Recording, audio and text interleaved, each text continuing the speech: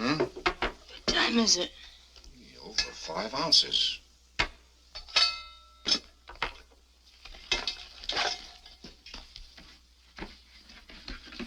Oh, for heaven's sake.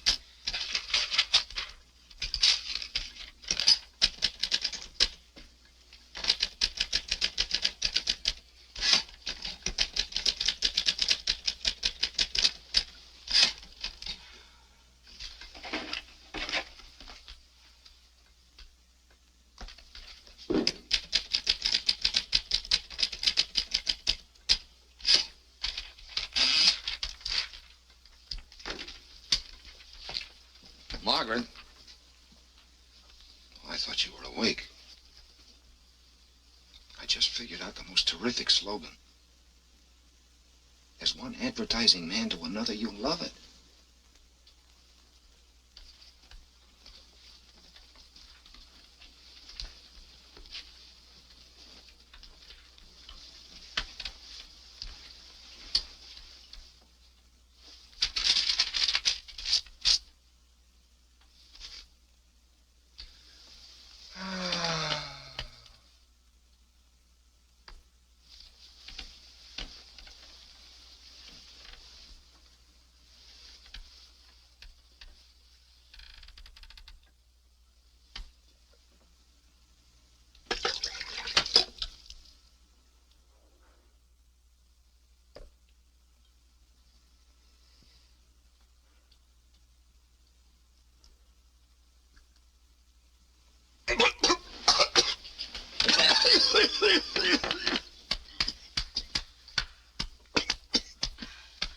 I'm sorry I woke you up.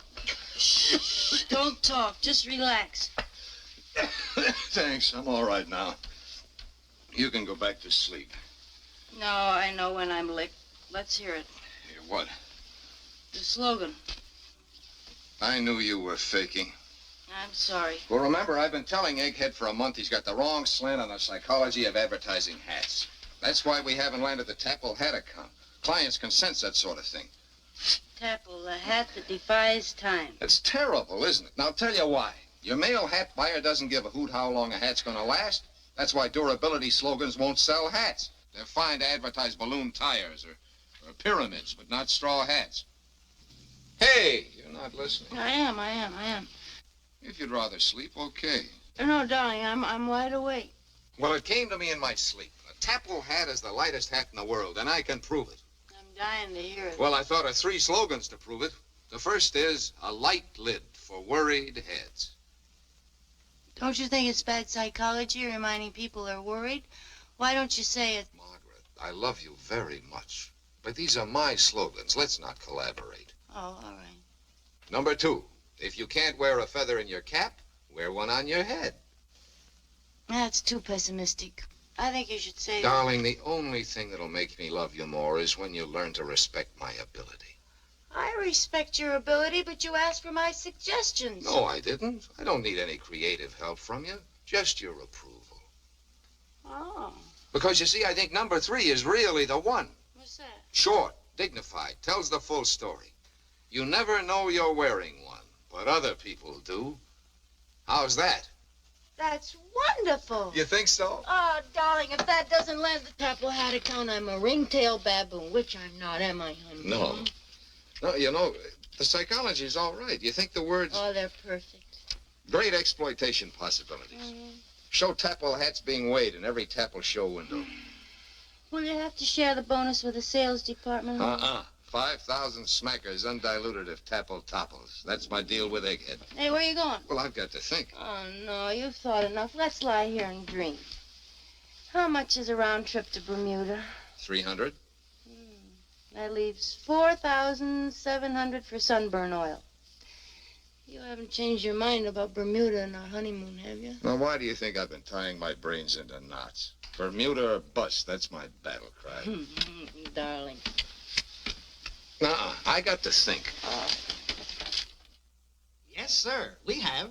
The Southern Girl sails for Bermuda this coming Friday. Yes, sir. Cabin for 2.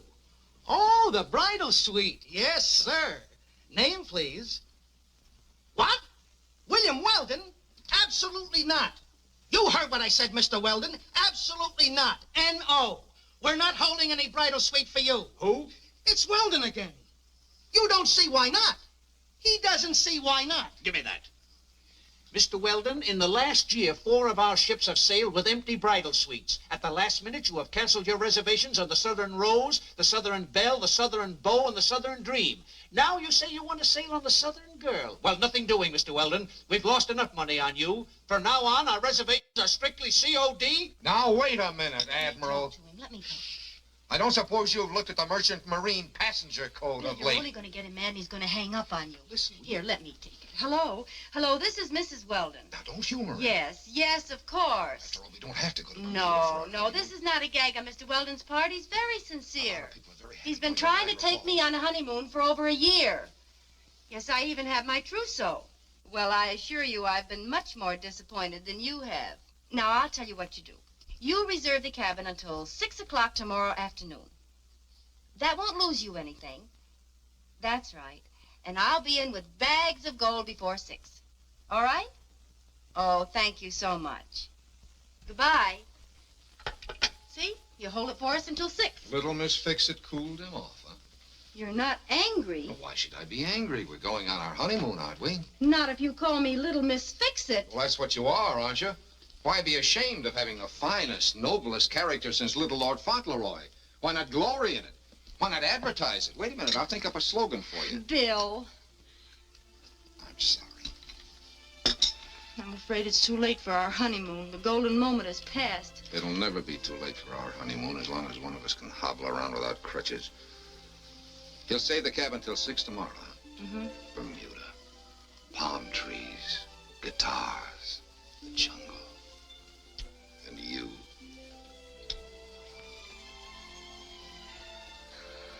You'll never know you're wearing me, but other people will.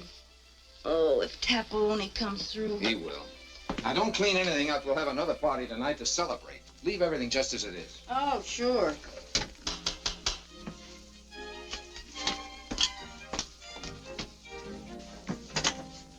Oh, it's you. Good morning, Mrs. Weldon. Would you wait right there a moment, please? That man's here again. Who? The idiot. Emil? Mm-hmm. Well, he just happens to be one of the greatest scientists of our time. He's crazy. Well, if you'd only looked at the letter that Edison wrote and congratulating him on...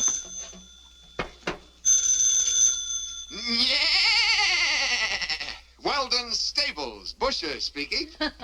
You're cute. Why, yes, the little filly's right alongside me. Who is it? The idiot. Gwendolyn? Good Oh. guess. Goodbye. I'll phone you with a flash. Bye. Hello? Oh, darling, the most wonderful thing has happened. We're finally going on our honeymoon. Good morning. Good morning, Professor. Yeah, I'm in sort of a hurry. Here, that's all I can spare. It's not very much. Well, I'm sorry. You'll have to cut down on some of the experiments. That's impossible. Well, okay.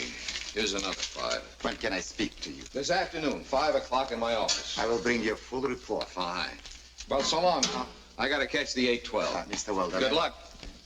You never know you're wearing one. What other people do.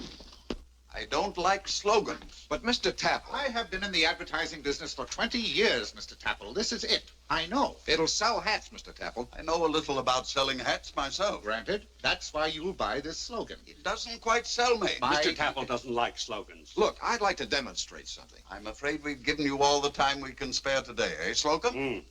Baseball season opens this afternoon. See? Mayor Harker throws out the first ball at 2:15. We'll resume this discussion tomorrow. Yeah, but Mr. Tapple. And I tell you in advance, gentlemen, no slogan is going to sell me. What we need is some big shot, some celebrity to endorse our hats. That's the only surefire drawing power. People are sheep. You have to lead them. But I'd like to show you this test. It'll only take a minute. What test is that, Mr. Weldon? The blindfold test. The first time it's ever been tried in hat history. Blindfold test for what? Pardon me, Mr. Slocum. You're the logical candidate. No chance of being prejudiced. That's right. Our slogan says, you never know you're wearing one, doesn't it? Well, now we're going to prove it. Let me in on this. No one can convince me that I can't tell when I've got my own hat on. Okay, we're off. Now, I place the hat on one of you. The one that feels it, speak up. I can feel it. Feel what? The hat. You're not wearing it. It's on Mr. Tapple. It is not. I never before heard of a slogan that was true. You don't know you're wearing one. The Tapple Magic Hat. That's what we'll call it. Let me try that. My head is unusually sensitive due to some of my hair having fallen out. I have difficulty finding a really comfortable hat. Go ahead. Oh, my word. I felt absolutely nothing. Nothing, Mr. Tapple. I didn't know the hat was that good. Now I feel we need the endorsement angle more than ever. Granted, but what's wrong with having both? Granted. And whom do you see endorsing your hat, Mr. Tapple? Oh, someone big, some great man, someone like Mayor Harker.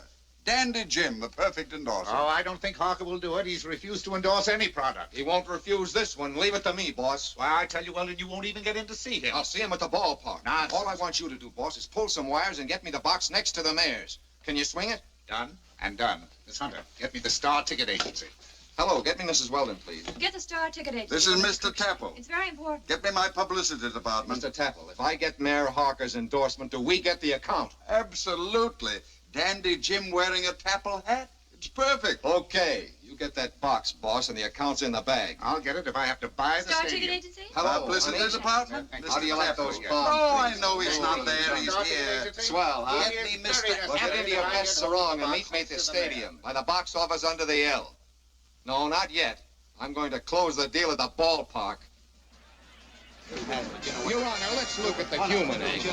Look what a Brown Derby did for Al Smith. Made a lovable figure of him from coast to coast. Well, this straw hat will do the same for you. Hey, you're acting like a melon. All I want you to do is put it on and let the newsreels photograph you. Hey, Doc. And just one quote, you don't know you're wearing one. Why, you're the best dressed mayor this city ever had. Will you take your hat and scram? Your 5 minutes are up, Mr. Weldon. But it's a simple human thing to love a hat. Everybody loves a hat. Everybody wants to be close. Look, if I just had 5 more minutes. Young man, I'm here to enjoy a ball game, not endorse an idiotic hat. Goodbye, sir. I told you there wasn't a chance. He didn't even have an argument either. Just bull-headed, that's all. It's enough to turn you into an anarchist. I had it all fixed up with the camera boys, too. A moment of silence, please. What did that announcer say? I didn't get it. What are we standing up for?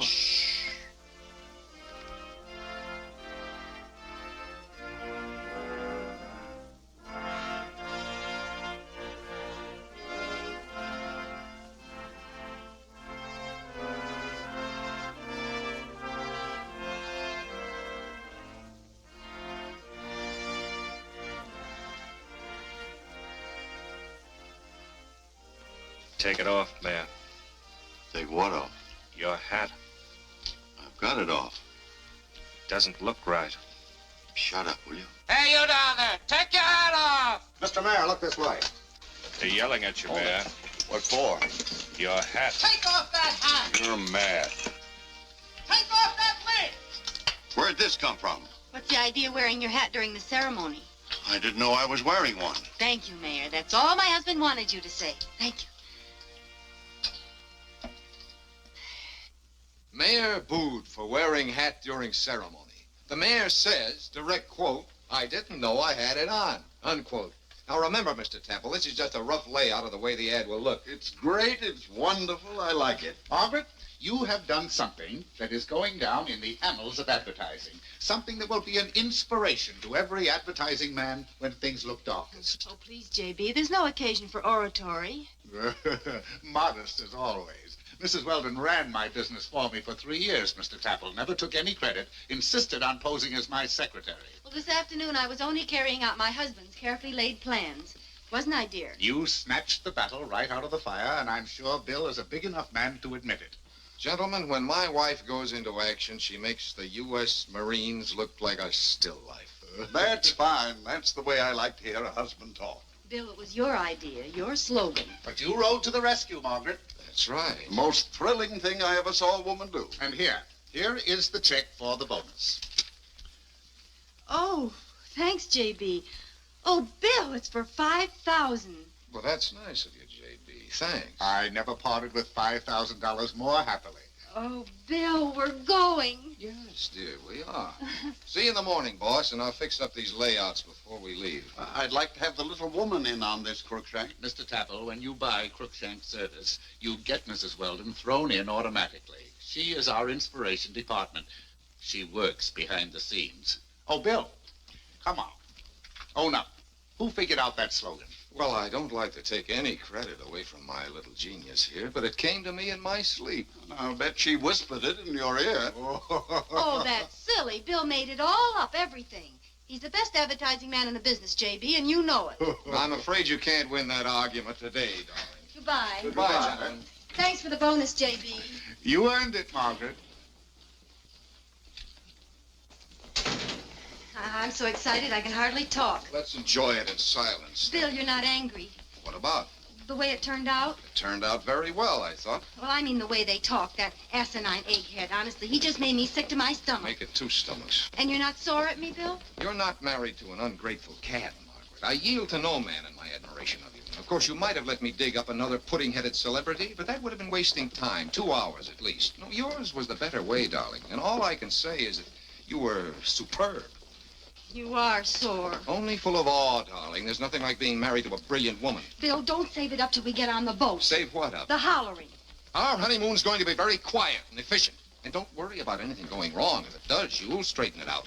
It's like being married to the U.S. Marines. Bill, do you love A me? complex, that's what it is. A U.S. Marines complex. You keep thinking I'm not quite able to handle my own affairs? Well, what about that time in Springfield? Go on, answer that. You'd still be in jail if I hadn't said I was rushing to the hospital to have a baby. I thought it was very bright of me thinking of that pillow. Oh, darling, I'm sorry if I've done wrong. I apologize. I admit I lost my head. I'm an idiot. You could put all my brains in a thimble and have enough room to cook an egg in it. But I love you. Kiss me.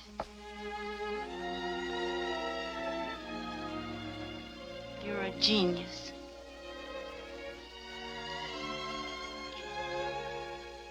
Shall I pick up the boat tickets now? You wait a minute. I'll go with you. All right. Good afternoon, Mrs. Weldon. Hello there, Professor. How are you, Emil? What's the good word? Mr. Weldon, an emergency has arisen. Uh-oh, sounds expensive. I'm on the verge of a great discovery, but I need more equipment.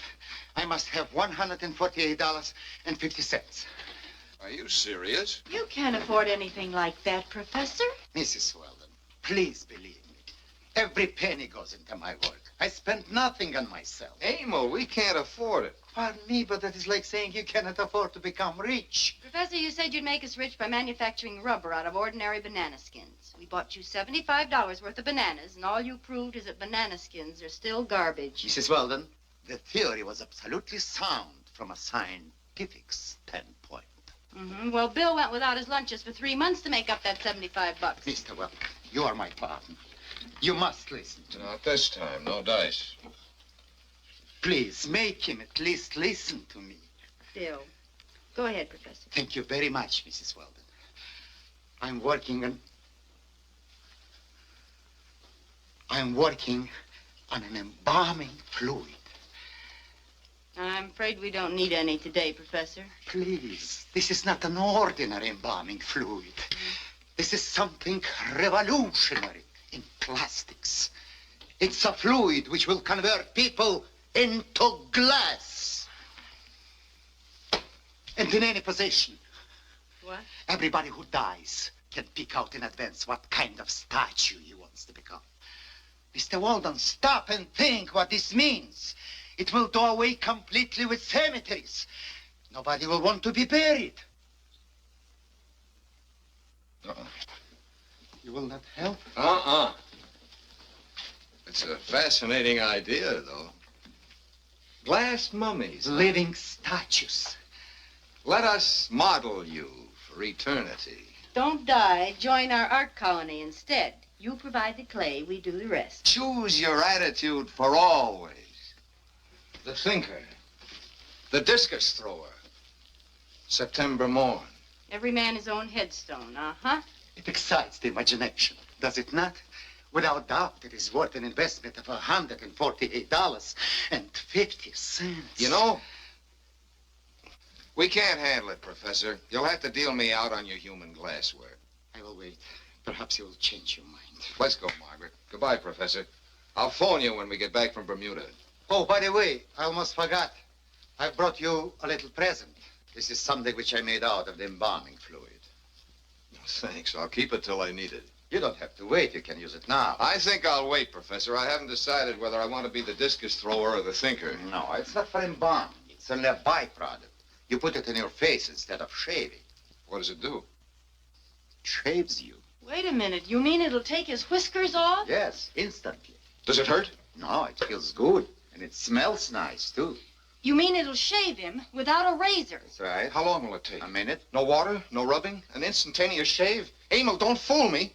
I've got a face. I can test it. No, Bill, don't. Now, wait a minute. I'll find out about this. Bill, listen, you're an advertising man, not a guinea pig. Let me take it.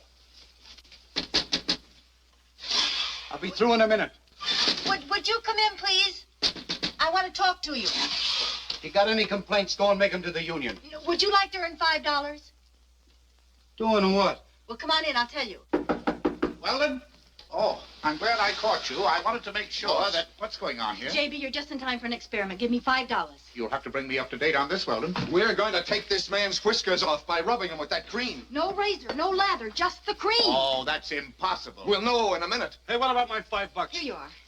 Okay, now what's the gag? I just want to put some of this cream on your face. Nothing doing. Well, why don't you try it on him? No, please. I don't want my beard off. Listen, mister, this is a new shaving cream. It can't hurt you. Can it, Professor? Certainly not. You want that $5 or not? Okay. Don't get it on my eyebrows, though. No. Hey, what is this, a beauty parlor? Don't we rub it in? No, apply gently. This may be the end of the Stone Age, boss. The Stone Age of shaving. Man has been scraping himself with the same general type of instrument since the days of the dinosaurs. Up to now, he's remained a barbarian in the bathroom, an ape with a razor. Don't feel it working. How long should we leave it on? It works right away. It's a gland extract. It destroys the hair glands immediately. Wipe it off, please.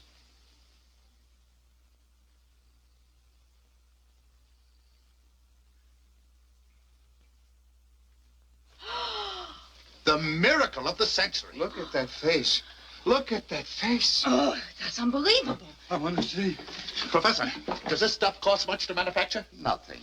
It's a byproduct of the embalming fluid. Weldon, have you got this invention sewed up? Like a drum. I'm an equal partner with the inventor. And we handle the account of cost? You bet, boss. When can I see? I want to see. Bill, you are a genius. Margaret, honey, baby, we finally hit it. The rain of gold.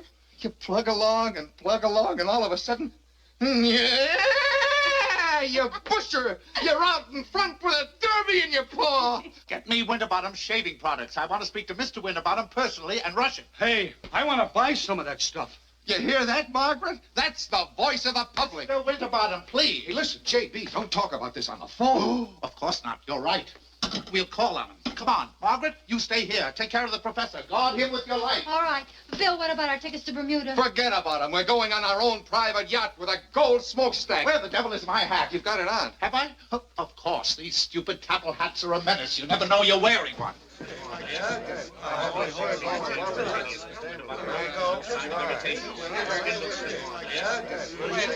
Gentlemen, the experiments you've witnessed just now may be called the death of the razor. The end of the Stone Age of shaving. It's my unequivocal opinion that this little jar I hold in my hand is the greatest boon to mankind since the discovery of radium, and I'm talking from my heart. I don't think mere words can convey the importance of this moment, Mr. Winterbottom. Right. Exactly. I am, as you all know, a man of hair-trigger action. Mr. Weldon, have you signed those contracts? Yes, sir. Here they are. Fine. All right. Mr. Brady? Yes, sir. Notify our razor plant to shut down at once. At once, Mr. Starrett? Yes, sir.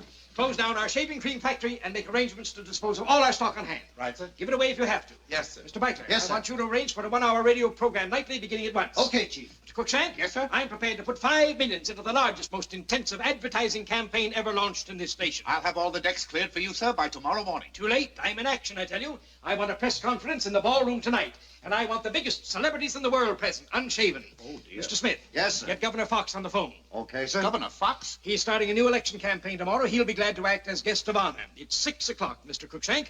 I want the ballroom filled with the most famous men and women available by 8:30. Order dinners for 750 guests. And get me a name band and a newsreel. Mr. Jackson. Yes, sir. Get Mrs. Winterbottom on the telephone and tell her to be at the ballroom by 8 o'clock. Right. Mr. Weldon, have you thought of a name for this product? Yes, sir. It's got to be something simple yet different. How about Miracle Face? No good. What's your suggestion, Mr. Weldon? Off again. Off again cream. It's perfect. Take them off again with off again. That's a knockout. Gentlemen, by tomorrow this time I want to have every man, woman, and child in America off again conscious.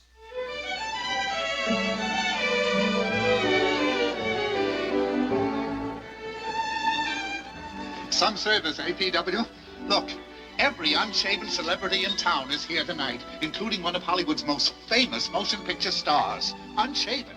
We're going to try this stuff, Peter. I don't like to appear in public unshaven. Well, we're all in the same boat, Governor Fox. Ceremony will take place in a few moments, Governor. And Mr. Winterbottom, don't forget my family of acrobats. I have them here.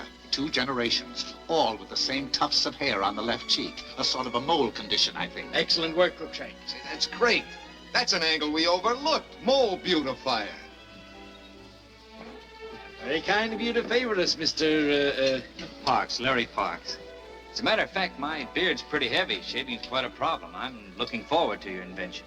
Your troubles in that respect, sir, are over. Very kind of you, Commissioner, to request your policeman not to shave. No trouble at all, Mr. Winterbottom. The men are anxious to try the cream. I assure you they'll not be disappointed.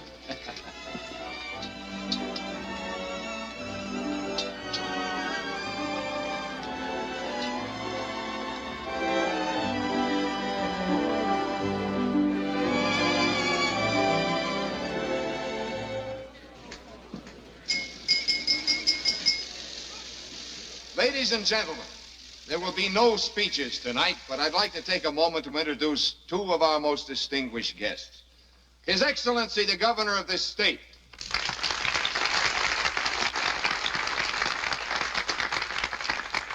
And from Hollywood, that famous motion picture star, Mr. Larry Parks.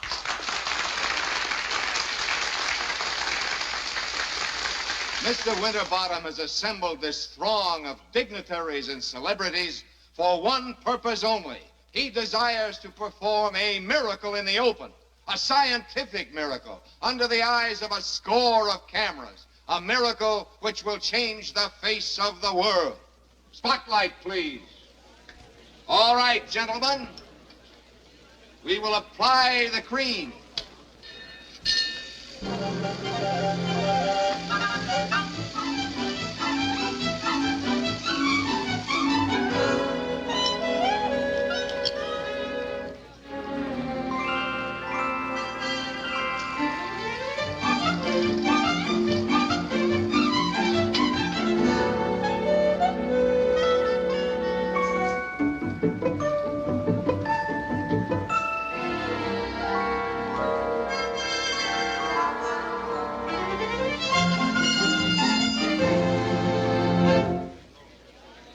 Towels have been provided. You'll find them at your places.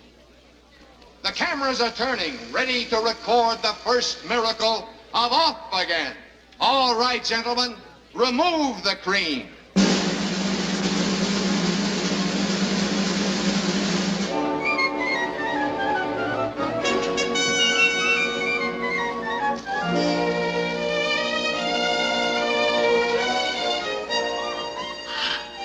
Peter! Look! My Uncle Leah! It's beautiful, darling. Oh. Beautiful. Oh. Hey, come on, come on.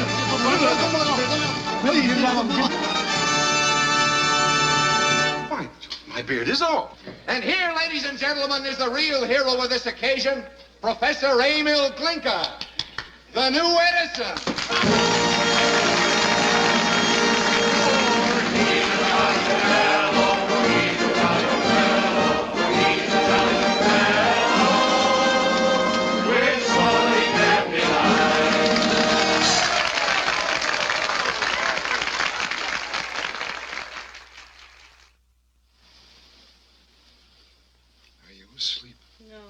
I can't sleep either.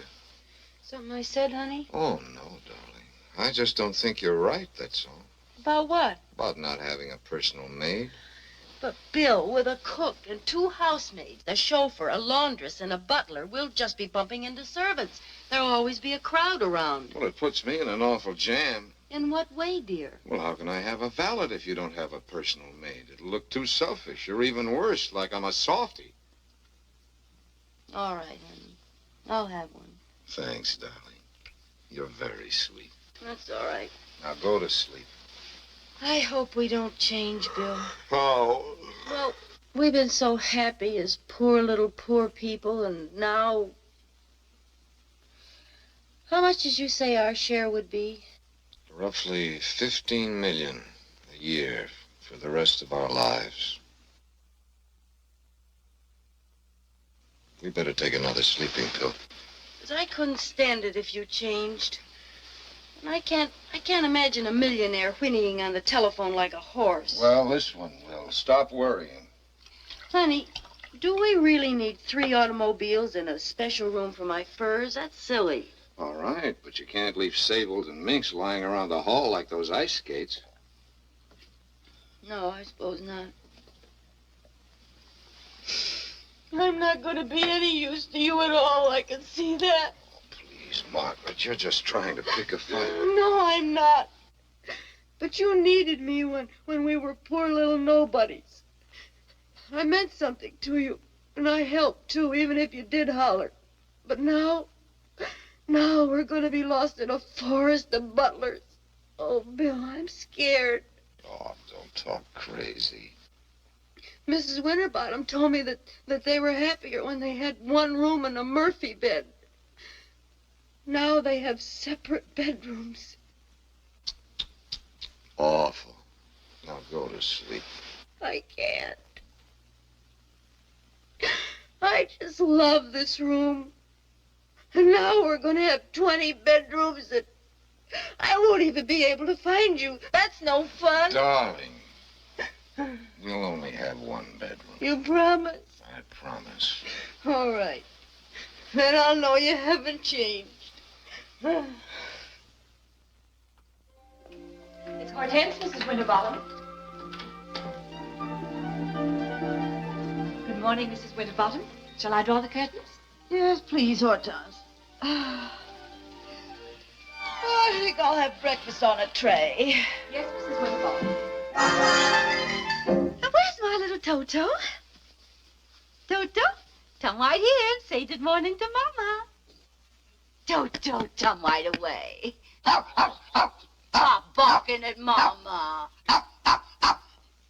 You hurt Mama very much. Toto?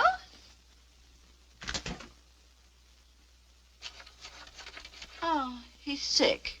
I'll have to have him wormed again. If you don't mind, Hortense, I'd like my coffee and toast. Yes, sir. Yes, ma'am.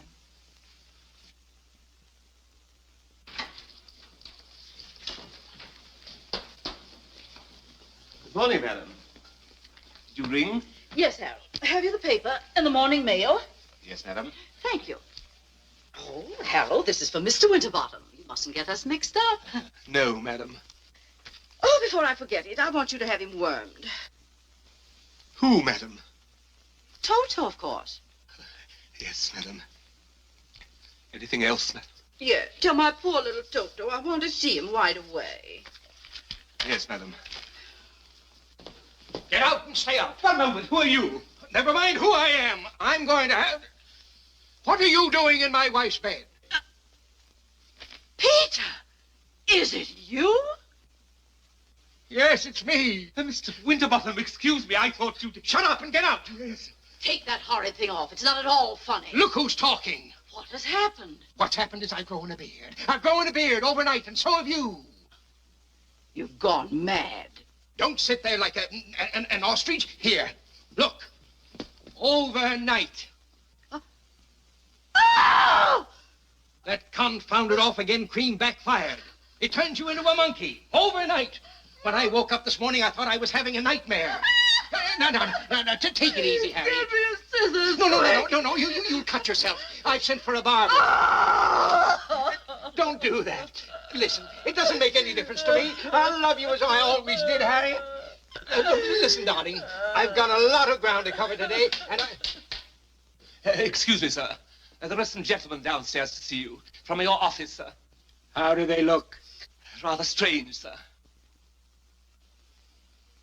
I'll be right down. Now, don't have hysterics. Keep a stiff upper lip.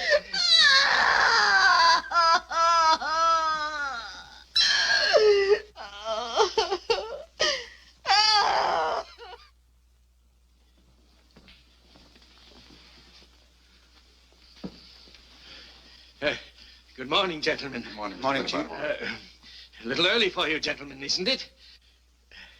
Have you all had breakfast? Personally, I'm not hungry.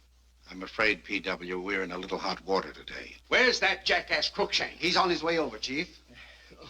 We've got to act, and act quickly, gentlemen. I want the press contacted at once. Tell them frankly we want no publicity. We've withdrawn the product. I've already had them on the phone, P.W., and I'm afraid they won't cooperate. They're giving us a double-page spread with photographs. What? And they're calling it Grandpa Cream. That's got to be stopped. Get our legal department on the phone. Immediately, sir. Good morning, gentlemen. What seems to be the trouble? I got an SOS that... Oh, P.W., I know ya. Oh, little early for a masquerade, isn't it? Never mind the bluffing, Crookshank. Where's your beard? My beard? I didn't bring one. I didn't know you were having a party. Had I known, I could have had one to hear. Shut up, you baby-faced swindler, and listen to me. I've spent 30 years building up the name of Winterbottom, and you've torn it down in a single night. How? How? Look. Ah! Get Weldon. Get the professor. I'm going to put you in jail, all of you. I'm going to run you out of the advertising business. Fox to see you, sir. Winterbottom, where are you? Winterbottom, I'm going to give you exactly 5 minutes to explain this. 5 minutes. But, Governor, we're having a board of directors meeting. 5 minutes, I said. Good heavens, man, we're all in the same boat. Look at me. I cut these off at 5 o'clock this morning, and they've grown back since 5 a.m., and they're still growing. P.W., I am governor of this state, and I want action on these whiskers. Mr. Laddie Parks, listen, you double-crossing crook. Get this stuff off of my face within 24 hours, or I'll take that cream of yours and give you a bath in it. Please, Mr. Parks, our medical department expects to find an antidote at any moment. They'd better. Some kids saw me on the way over here, and you know what they're calling me already? The broom! Peter, the house is overrun with monsters. Oh, which one of you's Peter? What is this, sir? What's going on? What is this, an invasion? Send for the police, yes! Here, listen, Winterbottom, you fiend. Now there's no occasion to lose our heads like children. No harm's been done. Harm's been done? Look what you've done to the police force. You irresponsible scoundrel. Well, I don't think that's so bad. Gentlemen, I'm going to do everything in my power to remedy this most unfortunate situation and to avenge it. I promise you this man Crookshank will be in jail by tonight. Tonight, you rascal. Yes, and that accomplice of yours, too. That fellow Weldon.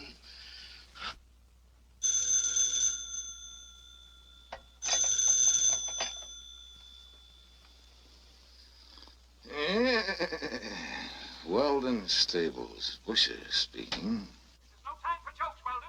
That's not funny. Oh, wait a minute. Don't get sore. You ought to be able to tell I'm not a horse. Yeah, this is Bill Weldon. Who are you? Oh, hello, Mr. Winterbottom. Well, what have you got to be sore about? It was a terrific success. You'd better get over here right away. Listen, I'm full of sleeping pills. I don't get you. Okay, I'll be right over. But that's a fine way for a fellow to talk after I made you my partner. I could have got myself another partner. Hello? Hello? Oh. What's the matter, darling? I can't figure it out. He must have gone crazy. Who? Winterbottom. Why, what do you say? Something about arresting somebody. Who? Sounded like me. Now, I better work these sleeping pills out of my system. I think something fishy's going on. Uh-huh. Crookshank.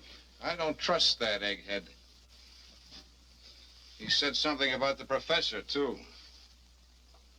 The idea of talking that way about a genius. Bill, he isn't a genius. What the devil I got on me? Hey, who did this? Oh, now that's kind of childish, don't you think, dear? It won't come off. Ow! Hey, what did you use, glue? Bill, I didn't put it on you. Well, who did then? Glinka. Glinka? The cream. I gotta see, Glinka. I gotta think. Yeah, we both got to think.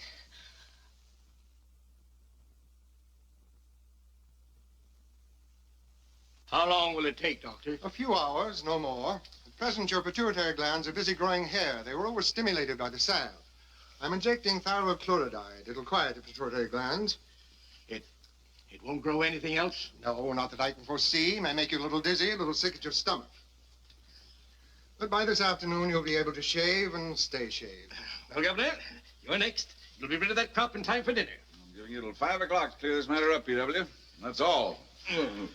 The legal department desires your signature, P.W. What are these? Releases. 130 of them. $500 each for most and all medical expenses. It'll total $100,000 in all, but I think we're getting off cheap, P.W., everything considered. This whole thing's very depressing. That's 200,000, Crookshank, that's coming out of that hide of yours. Oh, now. Shut up, unless you have a confession to make.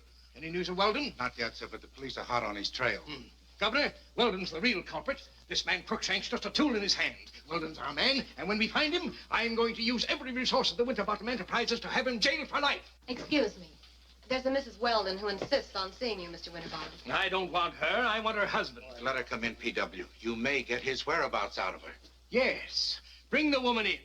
I'll sweat her myself. Thank you. Good morning. Good morning. I want to ask you a few questions. Yes. First, where's your husband hiding? Oh, he's not hiding. He's celebrating. Celebrating? What the devil are you babbling about? He's ruined my business. He's made an ass of me in the press. He's disfigured my wife. And now you tell me he's celebrating. Well, I think you'll overlook all that in a moment. Madam, you're presumptuous. Well, I wanted Bill to tell you all this himself, but I don't think I'd better wait any longer. Mr. Winterbottom, I have a new and better name for off again. Off again. Off again. Don't talk about that stuff. Madam, kindly wait outside. No. You're a very thick-headed man, Mr. Winterbottom, and so are all the rest of you for not seeing what a great product you've got. Don't you realize what it's done? It's grown hair, and it's grown it almost instantly. Oh. You just put it on the wrong place, gentlemen. Put it on your head, and it'll grow hair where it belongs. The greatest hair restorer known to man. There's millions in it, and all you have to do is change the name to On Again. Great God. On again? Yes, On Again, not off again, On Again. Makes every man an Adonis. No more baldness, no more thinning hair, no more... Well, here, Bill had some left. I'll show you. Let me try some, Margaret. Let me try it. Go easy there, Crookshank. I want some. You know, I spent a fortune on hair restorer. It's a gold mine, P.W. May I? Oh, well, you certainly don't need any. You could use a smidge, though. On again is bigger than off again. We can sell it for $10 a jar. A small jar. I was about to say that. Well, now you've got something, P.W. And we didn't see it. The Empire State Building right under our very noses, and we didn't see it. It was too big to see. Gentlemen, I am, as you all know, a man of hair trigger action. Mr. Starrett. Yes, sir. Notify the press of our change of plans. Right, sir. Mr. Miller, I want 500 bald-headed men in this office inside of 1 hour. Right, sir. This is going to be a blitz campaign.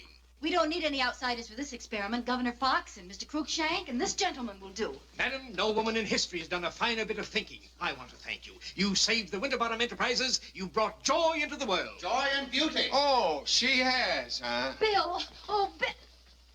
Winterbottom, you're a fat-headed, chicken-livered excuse for a human being. Bill, it's all fixed up. Sending a regiment of cops after me in the middle of my work. Bill, you don't understand. Everything's wonderful. Oh, it is, huh? Young man, your wife has solved our problem. I'm not interested in her solution, whatever it is.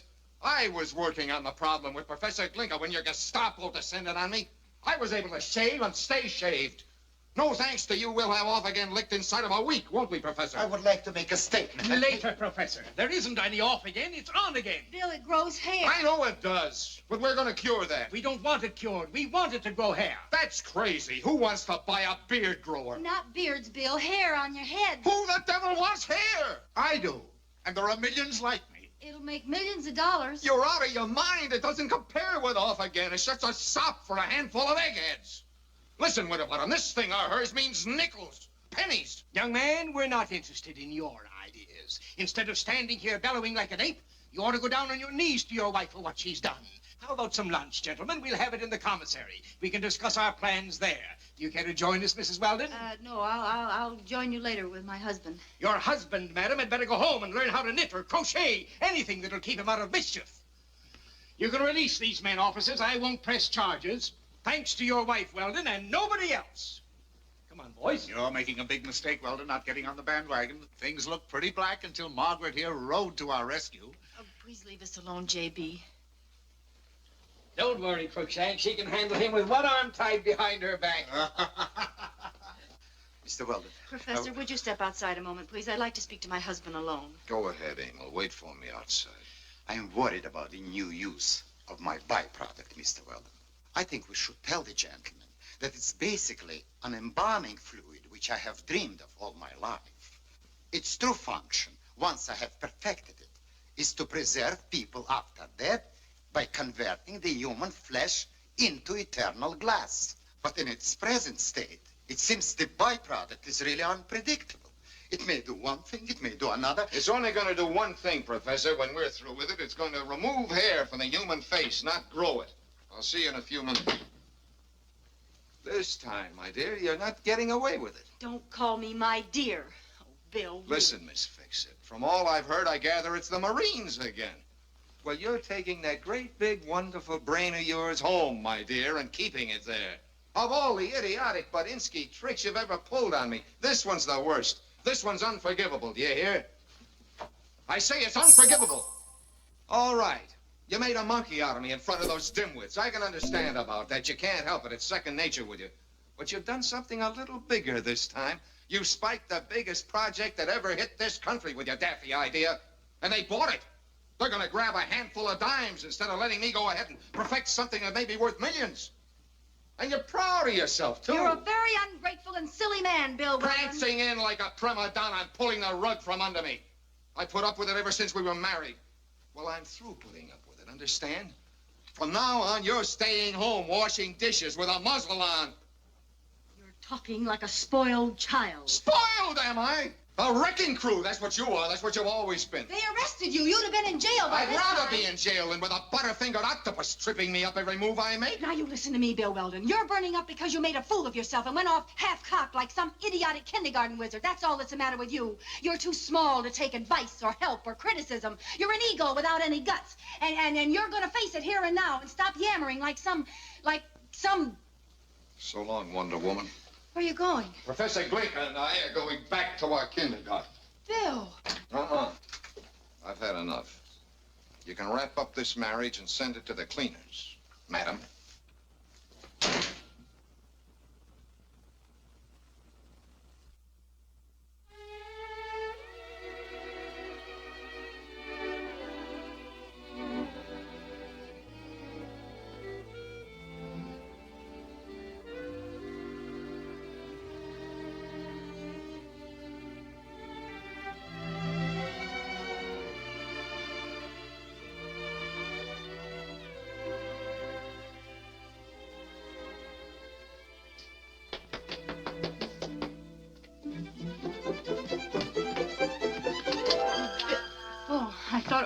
Come in, J.B. Come in.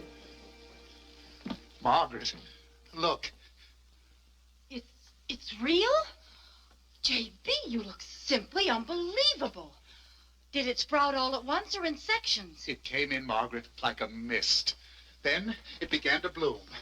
Here a stalk, there a stalk. It looked pretty spotty at first, but around 4 o'clock, it got going. Feel it, Margaret. It's just like velvet. Don't be afraid. You can't hurt it. No, just run your fingers right through it. That's the most amazing sensation. My head feels full of seltzer water. I owe this all to you. Every hair. Oh, no, this was all Bill's idea. Oh, I happen to know better than that. But, Margaret, what are we doing here? Why, an occasion like this, it demands soft lights and music and champagne. Oh, lots of champagne. I don't feel like going out tonight, J.B. Oh, don't you? Well, we could celebrate right here. Where's your phone? But I just don't feel like celebrating. Give me room service, please. I haven't felt like this, Margaret, since I was 18. Your hair has gone to your head, J.B. Oh, Margaret, run your fingers through it once again, will you, please? Please, please. Margaret, I've left word for the boys to telephone me here as soon as their hair comes in. I can hardly wait to hear their reaction. Oh, stop stewing about that marriage of yours, Margaret. Here, drink up. What is marriage, anyway? A toboggan with splinters. Right. And this is the stuff that removes the splinters from the injured area. That's the boys. I'll bet you they're so excited they can't see. You answer it. You answer it, Margaret. They'll be delighted to Hello? thank you personally. Oh, hello, Mr. Winterbottom. Yes, this is Margaret Hang Weldon. up, Margaret. He'll talk forever. What's that? The governor. Anybody talk as much as that man talks. Yes, sir. So little, you know. Yes, sir, right away. After What's the mistakes address? sometimes, I nearly lost the account. We'll be there in 5 minutes. Who was that? Mr. Winterbottom with his trousers in flames. He wants us at the governor's house at once. What for? Can't he celebrate without us? I don't know. Something's wrong. He sounded quite hysterical. Winterbottom? Yes, the governor's calling out the militia or something. Oh, it's a parade. J.B., you're not fooling me, are you? This is real, isn't it? Ah! Good. Well, come on. We'll find out what's wrong.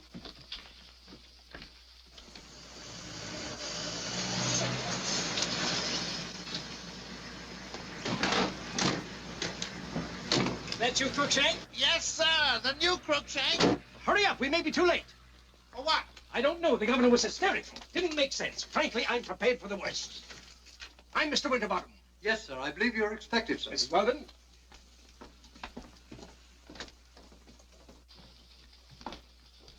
Why, Crookshank. Yes, P.W., the new J.B. On again.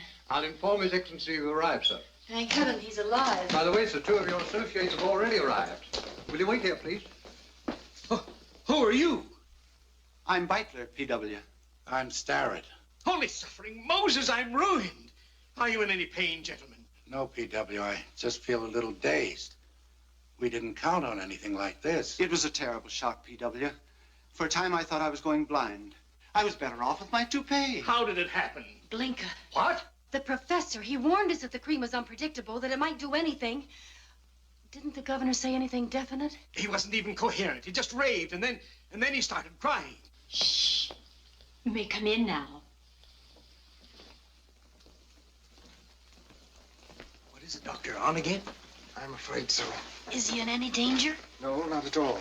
Not even hurt. Just hysterical. I've given him an opiate to keep him quiet.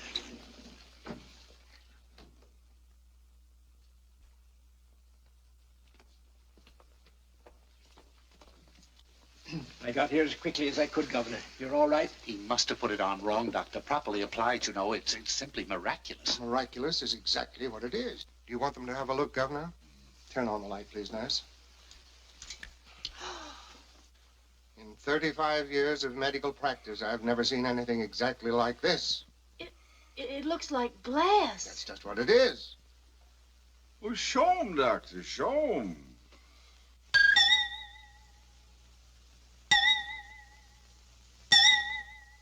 I don't know what kind of glass it is, but it's glass. Oh, it can't be. My head is normal. That's what you think. Doctor, this is some sort of preliminary stage. Tell him not to get impatient. Oh, look, What's that? it's a moth. Attracted by the light. Thinks it's a lamp. Oh. Margaret, look. You can see your face. It's just like a Coney Island mirror. Yeah. Hadn't we better put him to bed? I think that's a good idea, really. I can put myself... Oh, be careful. He mustn't break it. It's 7 years bad luck. I haven't tried the thiochloride injection yet, but I'm sure it'll relieve this condition as quickly as it removes the excess hair. William. Here. I want that fella arrested, that fella Glinka. And get his confederate, too. That other crank. What's his name? Weldon. Yes. I'll prefer charges tomorrow. Okay, Chief. Margaret.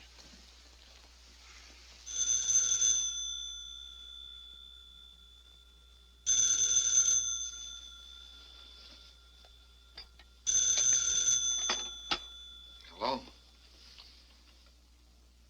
Oh, hello. What? But I tell you, he has a glass head. You don't say. A glass head. See right through him, huh? That's bad for a politician. Nobody's laughing, my dear. A glass-headed governor's a very serious matter. Of course, you could always hang him up as a chandelier. What? Have Glinka arrested? Glinka and me? Well, what's he sore at us for? It was your idea. Well, what difference does it make whose idea it was? And instead of shouting at me like a crazy man, you might thank me for warning you. Oh, come, you're slipping, baby. I'll just tell you what to do. You try to figure out how to catch Glinka and me. Then you'll be sitting pretty in a twinkling. You might even wind up with the governor's head for a paperweight. All right, Bill Weldon. You've shown yourself for what you are. A cheap man with a little soul. This is the end. He's very angry. And I hung up.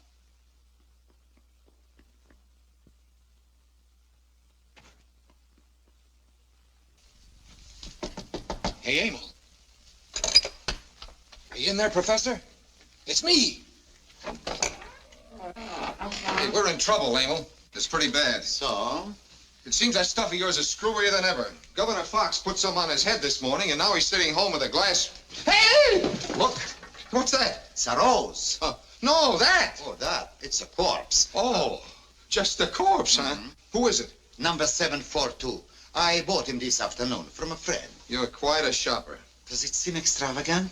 Well, extravagant is not exactly the word I was searching for. I was going to make him eternal, embalm him in glass. Oh, yeah. But then I discovered I was on the track of my life's dream. Okay. A fluid that will prolong life indefinitely. Okay, now we haven't got time for And that. something wonderful happened. This rose was in a water tumbler on my desk. It fell out and landed in a jar of my perpetual life fluid. That's swell, Emil. Now, look, we got to take it on the lam. The governor issued orders. Oh, that's beautiful. Just beautiful. Now, Emil... Feel it. Well, that feels fine. Will you get your hat and coat? Holy leaping catfish. It's steel. It's embalmed in its present form. It will last forever. Forever? Forever! In my search for an embalming fluid, I found a way to preserve life. Well, won't it break? It's unbreakable. See? Holy Ike.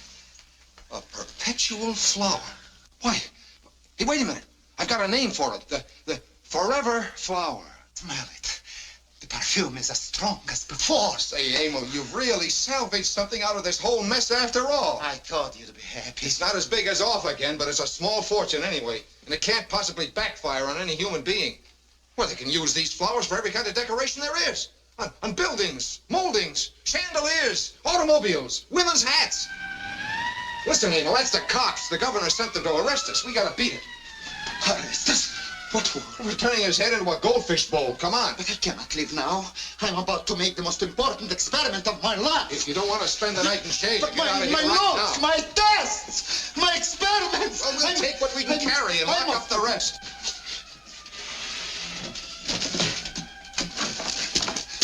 Every hand is raised against me since I was a baby in Prague and Budapest. They'll kill me. I'll kill you myself if you don't snap out of it. Come on. What's going on down there?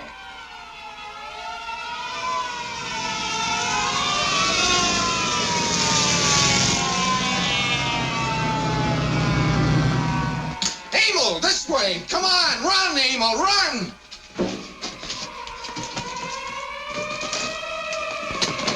Oh, no, you don't. Let go. What's Hold your him, Gus. idea? I got him.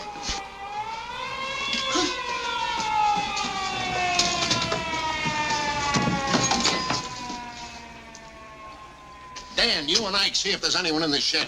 Hold on to him, officer. He was trying to kill someone. I heard him. Who are you?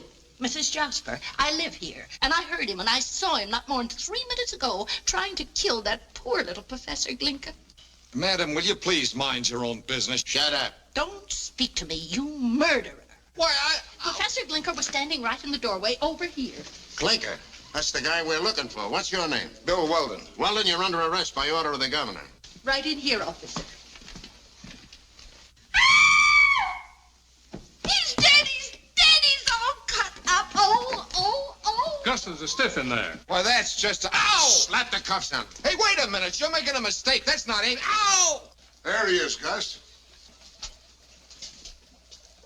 You know who that is, madam? I wish I'd never come here. I'll never get over it. Can you identify the remains? Professor Glinka it was. I'd know him anywhere. He was nice. Real nice. Get her name and address so I can take her home. Keep everybody out of this place till the coroner gets here. Stay on guard outside. Okay. Come on, please, get over there. Hey, son. All right, stand back now. Everybody stand back.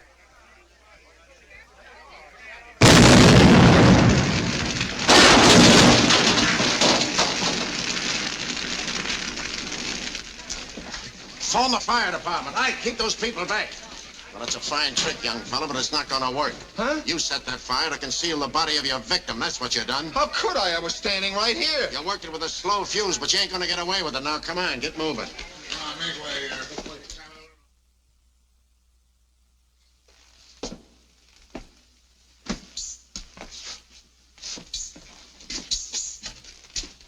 here. Emil. For heaven's sake, Emil, you got me in a terrible jam. They think I murdered you. Yes, I know. I was listening. Then why did you run away? Because you said the governor would have me arrested. Well, what of it? It won't be for long. I have an aversion to being in jail. Well, who the devil hasn't? I know.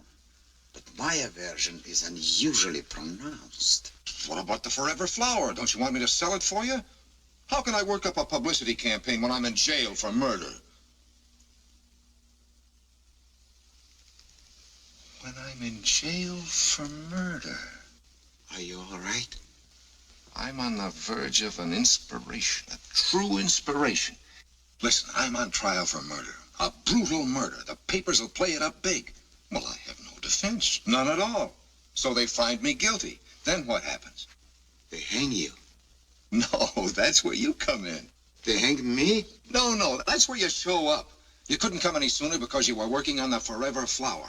I see.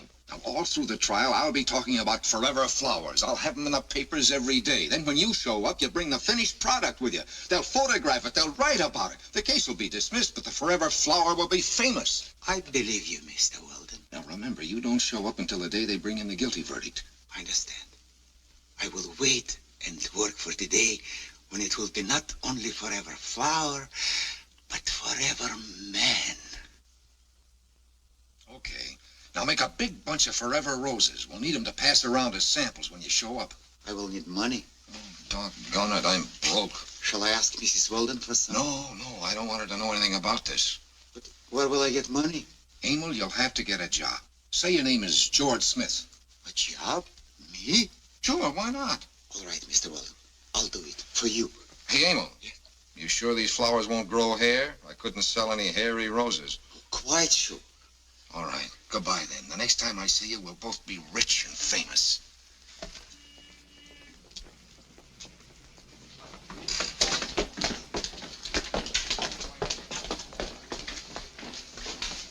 Smith!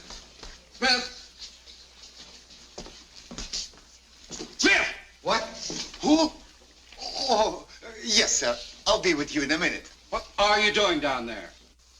When that mixture has thoroughly precipitated, I shall have discovered the secret of eternal life. Stop that. You're being paid to demonstrate chem kits, not to putter around with your private nonsense. This is the last warning. Now get busy. Witness, boys and girls, the marvels of chemistry.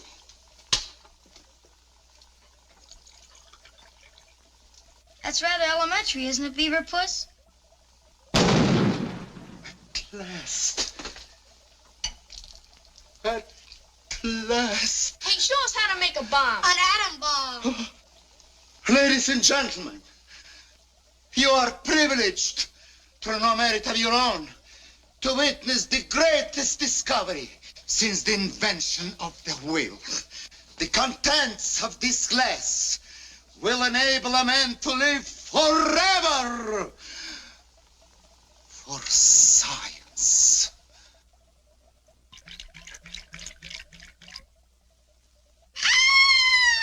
Send for an ambulance.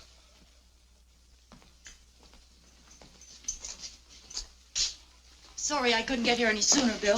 That's quite all right. I'm surprised you came at all. Matter of fact, I thought you'd be on your way to Reno. Bill, you're in trouble. Terrible trouble. That always did attract you. You never change, do you? Bill, let's not waste time talking like this. Tell me what happened. No. But I've got to have something to work on. Facts to build up your side of the case. I've hired a lawyer and a private detective, and all we know is what we read in the papers. Hasn't it occurred to you that I might not want your help? Oh, Bill, don't torture me. What, is it really torture to mind your own business? Mind my own... Bill, they're calling you a murderer. I know you're not. You couldn't be, but... Oh, Bill, I love you so much. I just can't sit by it when you're in danger. That's just it, Margaret. You've got to learn to sit by. I never did any harm. I only helped you. You see, honey, there isn't a husband alive who can stand living with a wife who's right all the time. Not even when she is right? No. It's bad enough if she's a backseat driver, but when she leans over and grabs the wheel right out of your hands, that's more than any man can take. Well, what if the driver's about to hit a truck? Either you take your chances of hitting the truck or you don't ride with a guy. All right, Bill. I'll ride. And from now on, you can do all the driving. I'd like to believe you, Margaret, but I don't think you can. I will, I promise. You won't lift a finger to help me? Not a finger, I swear it. Not a finger. All right, honey. And if you begin to get worried, just remember you've got a very smart husband. I know, dear. And that this is a case that's got wheels within wheels within wheels. Mm-hmm. We shall prove that William Weldon stabbed Emma Glinka to death and then cremated his body in an attempt to conceal the crime. Yes, I ordered the arrest of Weldon and Glinka because, to my personal knowledge, they were guilty of conspiring and nefarious and criminal practices. I believe Weldon capable of anything. I found William Weldon running from the scene of the crime. He tried to escape. I heard that Weldon man say, "I'll kill you," and then run back into the tool shed. Later on, the policeman brung me into the shed, and there was poor Professor Glinka, sticking out of a barrel, dead and all cut up. It was so horrible, I could hardly look.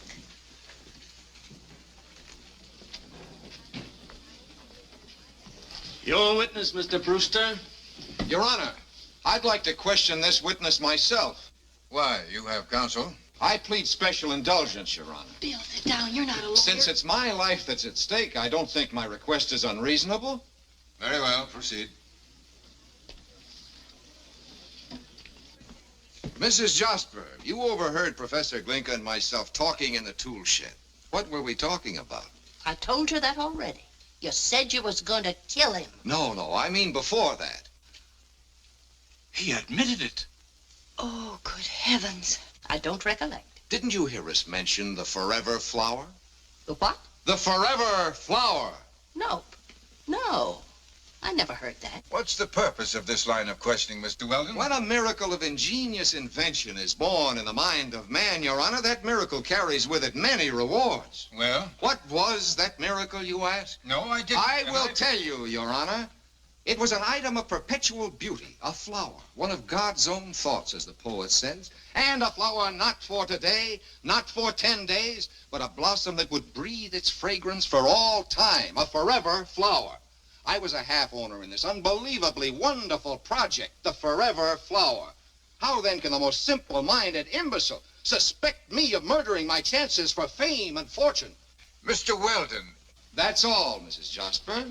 Thank you. Your Honor, this is extremely irregular. That was the most cockeyed defense I ever heard, Weldon. That's not the jury, Bill. I don't understand. What did all that mean? Oh, don't worry, honey. The old bean's working all the time. Well, really, darling, your defense could be improved. Margaret, not one finger, remember? I'm sorry. Court's adjourned until 10 o'clock tomorrow morning. Everybody rise. See you tomorrow, honey. You got all that, fellas? Yeah, okay, we got it. Why, he's absolutely publicity crazy. Publicity. Tell me frankly, Mr. Brewster, does this case look as bad as I think? Worse. That's what I thought. Is your husband usually like this, Mrs. Weldon? He's really a brilliant man, Mr. Brewster. But like so many brilliant men, he just runs off the track. He gets hold of an idea and it becomes bigger than he is. I know he's working on something very brilliant right now, but you see, when a man's a genius, you can't trust him. Trust him to what? Mr. Brewster. Yes? No, I mustn't. Mustn't what? Save his life. You can save his life? Mm-hmm. But he won't like it. He'll hate me. But why? You're right. I'm going to do it. For his sake. Hats. What's on the agenda, Joe? Defense witness is coming up. What's he talking about? We haven't any witnesses except me. All rise, all rise. Hear ye, the court is... I've decided to put Mrs. Weldon on the stand. What for? Well, what does one put witnesses on the stand for? To get you acquitted. Be seated. Mrs. Weldon, take the stand. Hey, just a minute, Your Honor. I don't want this witness. That'll do, Weldon. I'm still running this court, not you. Do you solemnly swear to tell the truth, the whole truth, nothing but the truth, help you God? I do. Mrs. Weldon, please tell us what you know about the events leading up to the alleged crime. Don't be frightened, Mrs. Weldon. I'm not. It's just that I've hoped and prayed for so long that no one would ever know. Know what? Silence. Continue, please. Your Honor, Bill, my Bill, is the sweetest man in the whole world. He's a husband out of a storybook. He's loyal and generous and considerate. It's just that he's not quite right. That's enough. Your Honor, I don't want this witness. Restrain that man.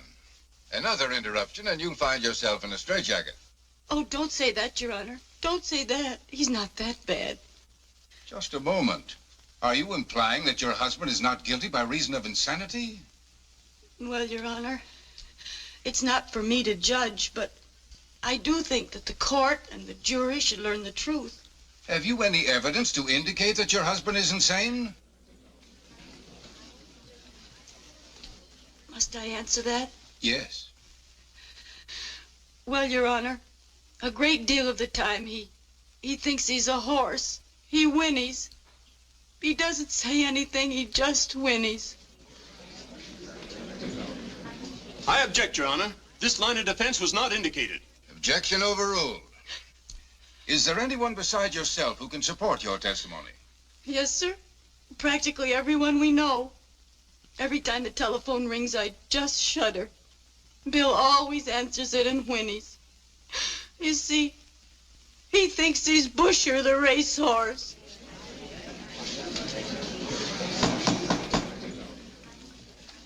Proceed, please.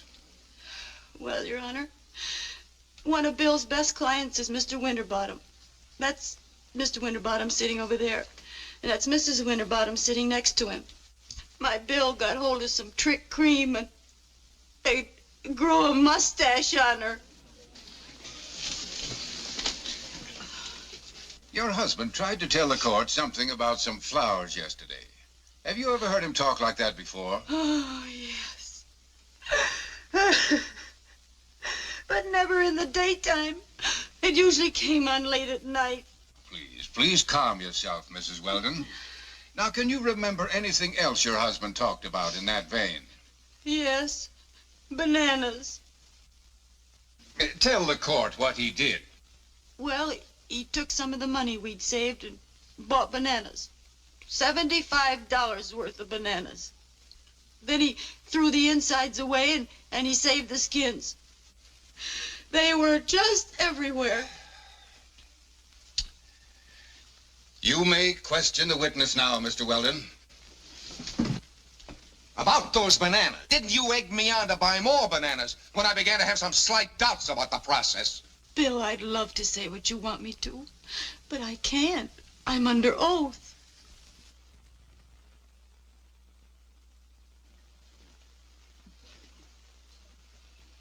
Okay.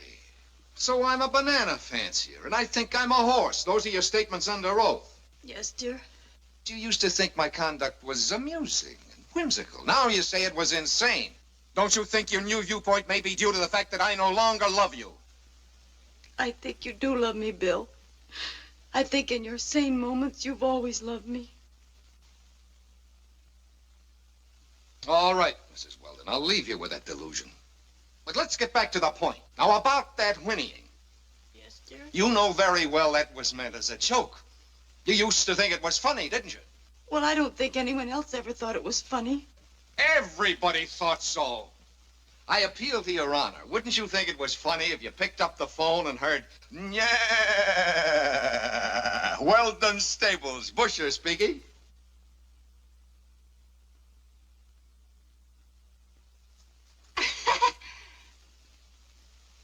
Don't you understand, Your Honor? That's a joke. Bill, you don't want all these nice people to think you're crazy, do you? No, I don't. But if you were crazy, you know you'd have to be acquitted, don't you? Look, I don't want to be acquitted. What's this? I don't think I need say any more, Your Honor. Now, wait a minute. Wait a minute. I didn't mean to... That'll do, Weldon. In view of Mrs. Weldon's revealing testimony, I'd like to see the district attorney and defense counsel in my chambers. Court's adjourned until 2 o'clock. No! You can't do this. I demand a new trial. My wife's testimony was prejudiced. And anyway, she's not going to be my wife anymore. You've saved your husband's life, Mrs. Weldon. You're a very brilliant woman.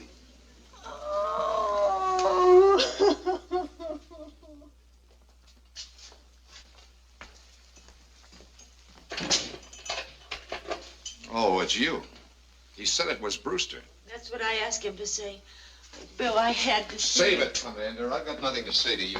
Hey, open up here. Bill, please. You brought your Marines in for a landing just once too often, Miss Fix-It. All right, hate me. I don't care what you think. You broke your word of honor. Bill, what does my word of honor matter when your life is at stake?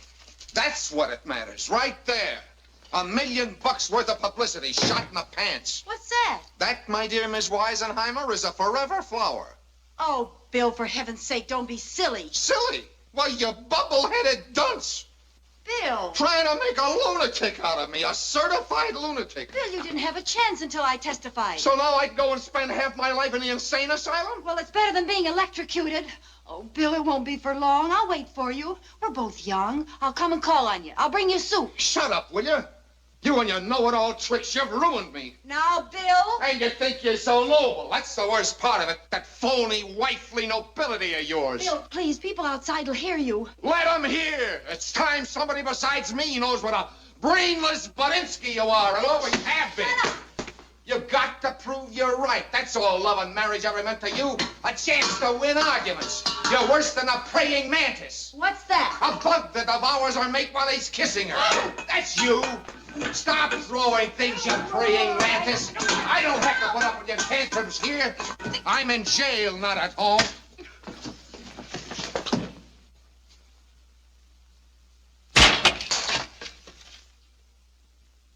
It's marble. Petrified. Glinka. Bill, Glinka's alive, isn't he? Tell me, is Glinka alive? Bill. What's going on in here? E.G. Hey, what did you do to him, lady? Nothing, he fainted. Where's Schumacher's toy mart? 4th and Jackson. Thanks. Hey, are you sure he's all right? Yeah, he's fine. He does that all the time. And so I suggest that the question of Weldon's sanity can only be determined by competent medical authority. And I request that the court be recessed until such time as it is possible... Quiet in the court, quiet. Your Honor, I found him. You're in contempt of court. Be quiet. Your witness will be called in due course. He's not a witness. He's the corpse, Emil Glinka. Silence in the courtroom. No talking. I object, Your Honor. This is a trick of some kind. We'll soon find out. What's your name? Emil Glinka. Quiet. Is there anybody in this court who can identify this man? Yes, Your Honor. Emil Glinka back. That'll do. But why didn't you come forward when the trial began? Where were you? In the hospital, unable to move. An accident resulting from a slight miscalculation. This case is dismissed. Everybody rise. What is the truth about the So this is the way you let me do the driving. I couldn't help it. Why didn't you tell me? I wanted to find out something. Well, I found out all right. You're incurable. No, I'm not. I'm cured. Bill, I loved you so much. I just had to come running every time you got in trouble. That's what was wrong with me. I loved you too much. Well, you cured me of that, too. Hey, wait a minute, Margaret. That's not fair. What about this forever flower, Weldon? Forget it. Can you give me any more dope on it? Sure. Here's one right here. Here it is, the forever flower. The artist's answer to the atomic bomb. Indestructible beauty. Nations will come and nations will go, but this little bloom, treated with our new process, will remain forever to gladden the eye with its unchanging loveliness. The forever flower. It shouldn't do that. There must be some mistake.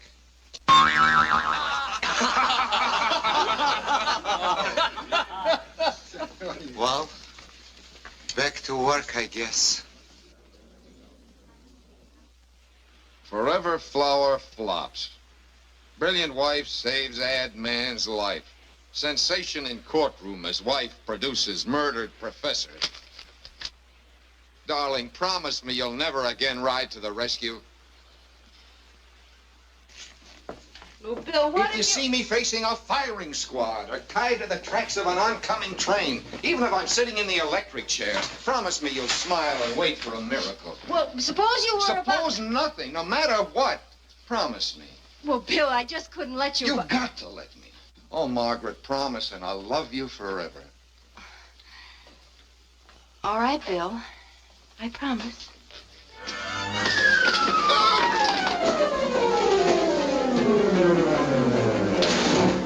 Are you all right, dear?